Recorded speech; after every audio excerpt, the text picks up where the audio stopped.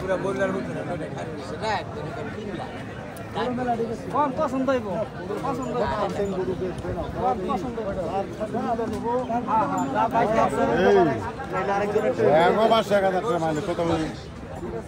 লাভ হবে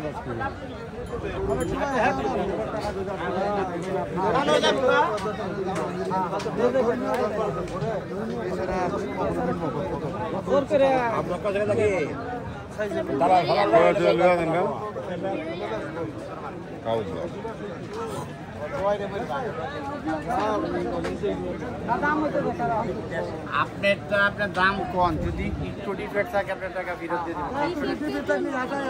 এই কোনো সমস্যা থাকলে সমস্যা নাই, টেনশনের কিছু নাই। সিন্নি দিবেন না, এটা সিন্নি এত কুরবানি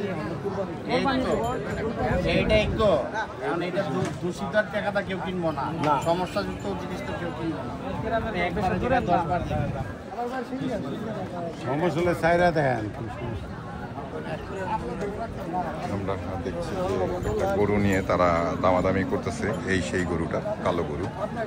এই গরুটা নিয়ে দামাদামি করতেছে ওনারা অনেকক্ষণ ধরে। এই সেই গরু কোরবানিদের জন্য ওনারা কিনতে চাচ্ছে। তো দাম দর কত কি চাচ্ছে আর কিংবা দাম দর কত কি বলতেছে সেটাই একটু তুলে ধরার চেষ্টা করতেছি।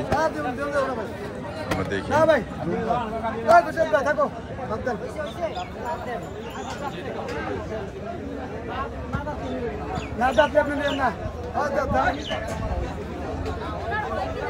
এই সেই গরু যেটা দামাদামি চলতেছে, অবশেষে বিক্রি হয় কিনা সেটাই একটু আপনাদেরকে জানানোর চেষ্টা করব। ওনারা দাঁত দেখছে যে দাঁত হয়েছে কিনা গরুটা।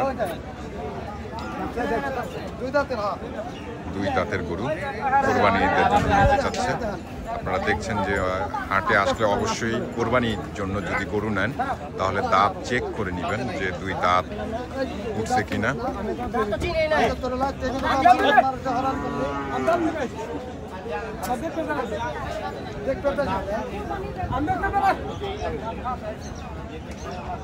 এটার নাকি দাঁত হয় নাই।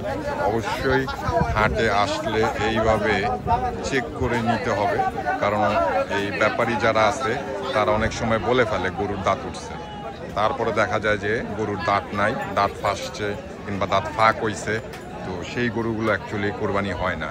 আগে দেখতে হবে বয়স, তারপর 4 ইঞ্চি শিং, 4 আঙ্গুল, হাতের আঙ্গুলের 4 আঙ্গুল শিং আছে কিনা, তারপর বিশেষ করে দাঁতাল গরু নিবেন।